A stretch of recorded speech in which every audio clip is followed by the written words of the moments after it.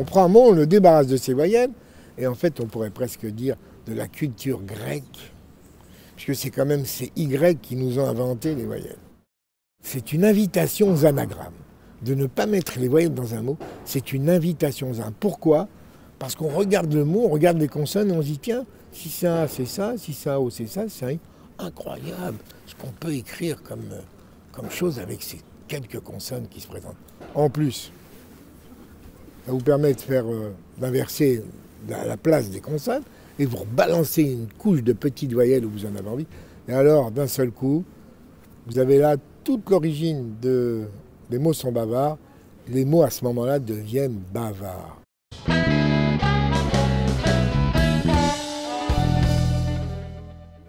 Le gluten. Alors, le gluten, composé en racine de G, L, T, il y a un N. Il y a un N qu'on peut utiliser. Alors, vous savez que les N, on peut les utiliser et on peut ne pas les utiliser. Quand ils se prononcent comme Naomi ou nuit, là, on peut l'utiliser, on doit même l'utiliser. Mais quand c'est bonjour, tiens, il y a N, mais on ne l'entend pas, on peut ne pas l'utiliser, on a le choix. Voilà, j'espère que c'est plus ou moins clair. Et donc, on va aller se promener, on va un petit peu visiter ce mot, ces consonnes, qui composent le mot gluten. Alors gluten, il y a quelque chose qui saute déjà aux yeux, c'est glouton. Bon, on peut se dire glouton, c'est une coïncidence, gluten, glouton.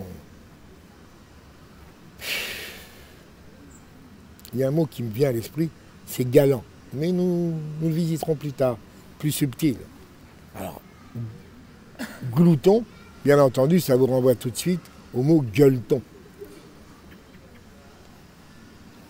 Un peu difficile à digérer quand on fait un gueuleton en principe. On a un petit peu la nausée après. Enfin, je vous conseille le bicarbonate de soude dans le dîner, dans un peu d'eau. Après, on a glutineux. Alors, glutineux, déjà, ça commence à devenir collant. Ça a donné d'ailleurs, comme me disait notre amie réalisatrice, gélatine.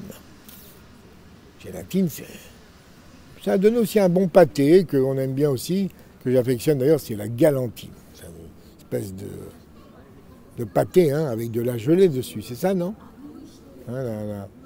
Et on a presque tout dit, qu'est-ce qu'il nous reste encore? Donc, glouton, glutineux, gélatine, galantine, gueuleton. Alors je me dis, merde, c'est quand même bizarre, ce mot, on ne peut pas écrire grand-chose si ce n'est des choses un peu lourdes, un peu difficiles à digérer et un peu gluantes presque. Donc, moi, naturellement, si je fais que visiter ce mot, j'éviterai de manger des choses chargées de gluten. Alors il y a un mot maintenant qui est intéressant aussi, mais c'est un peu pas pour plaisanter, méfiez-vous. Galant, galanterie. Alors vous allez me dire, mais qu'est-ce qui va me chercher galanterie? Avec gluten, glutineux. En principe, quand on veut se faire remarquer et s'acoquiner une relation avec une autre personne, la galanterie est un moyen qui nous permet de, un peu comme la gélatine. D'ailleurs, il y a des femmes qui n'apprécient pas les hommes trop galants, elles les soupçonnent de vouloir se coller. Les hommes trop galants, ça engage, c'est comme ça, de temps en temps, on invite des gens chez soi et puis d'un seul coup, ils veulent aller dans la cuisine, porter des assiettes. Alors, j'en ai eu un comme ça, c'était impossible à ce qu'il reste à table. J'ai dit, mais dis-moi, tu sais que je fais jamais ça à la maison, moi. Jamais je porte les assiettes à la cuisine. C'est pourquoi? Parce que ma cuisine, c'est entre moi et ma femme. Et puis, ma femme, qu'est-ce qu'elle va dire quand tu vas partir?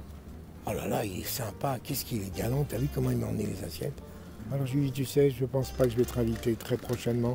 Il va falloir laisser un peu de temps pour qu'elle t'oublie. C'est la vérité, tu rigoles. Mais c'est la vérité. Il y a deux personnes dont il faut vous méfier quand vous invitez des gens chez vous. C'est ceux qui veulent absolument porter l'assiette à la cuisine. Et le deuxième, beaucoup plus dangereux, c'est celui qui raconte une histoire triste à votre femme. Alors vous allez me dire pourquoi? Oh, tout simplement parce qu'il veut la toucher. et il n'a pas trouvé d'autres moyens de le faire. Alors les gens qui se plaignent à votre femme, surtout, ne les invitez plus à la maison.